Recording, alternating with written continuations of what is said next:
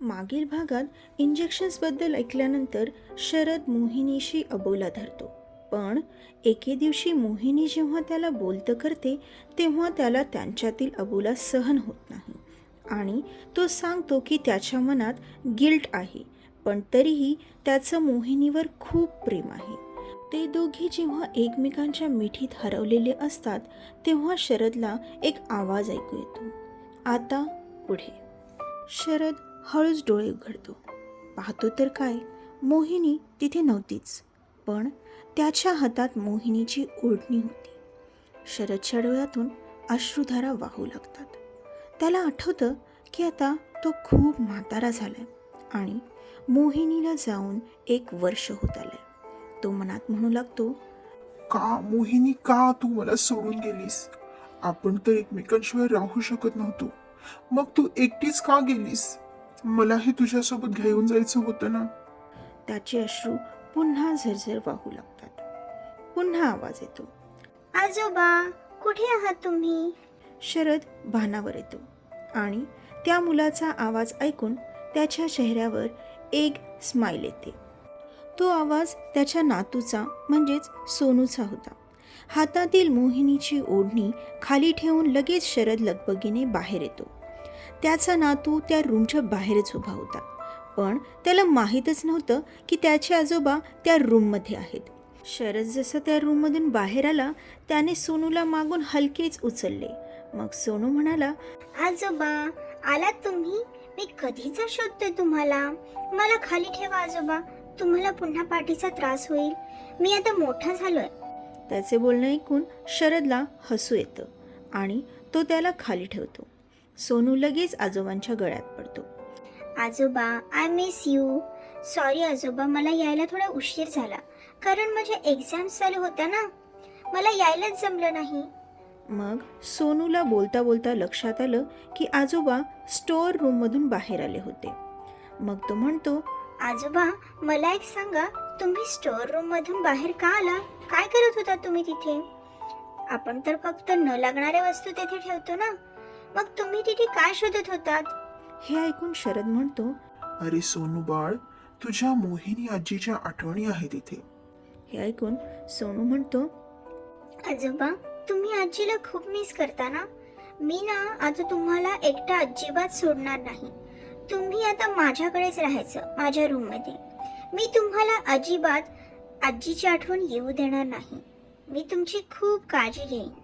सोनूचं बोलणं ऐकून शरदला त्याचं खूप कौतुक वाटलं.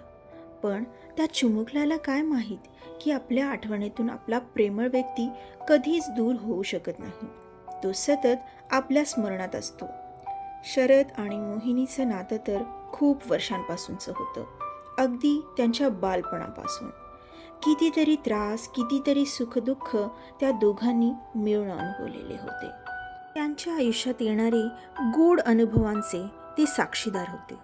पण तरीही तो सोनूला म्हणतो, हो बाळ, मला माहिती तू माझी खूप काळजी घेशील. सोनू म्हणतो, चला आजोबा, मी तुम्हाला घ्यायला आलोय. आता तुम्ही शंतनू काकांकडे नाही राहायचं. शंतनू म्हणजेच शरदचा मुलगा. शरदला जुळी मुलं झाली होती. एकाचं नाव मोहन आणि दुसऱ्याचं शंतनू. सोनू मोहनचाच मुलगा होता. मोहिनीच्या मृत्यूनंतर शरद मोहनकडे कधीच गेला नाही, कारण त्याच्यामुळेच तर मोहिनी त्याला कायमची सोडून गेली होती. पण सोनूला शरदला दुखवायचं नव्हतं, म्हणून तो येण्यासाठी तयार होतो. तेवढ्यात तिथे मोहन आणि त्याची बायको सुप्रिया येते. त्यांना पाहून शरदच्या चेहऱ्यावर गंभीर भाव येतात. तो त्यांच्याकडे पाहून न पाहिल्यासारखं करतो आणि निघून जाऊ लागतो. तेवढ्यात मोहन आणि सुप्रिया त्याला थांबवतात. मोहन म्हणतो, पप्पा, आता माफ करा ना आम्हाला. आम्ही काय मुद्दाम केलं का? मलाही आई गेल्याचं दुःख आहे. मी अजूनही स्वतःला माफ करू शकलो नाही.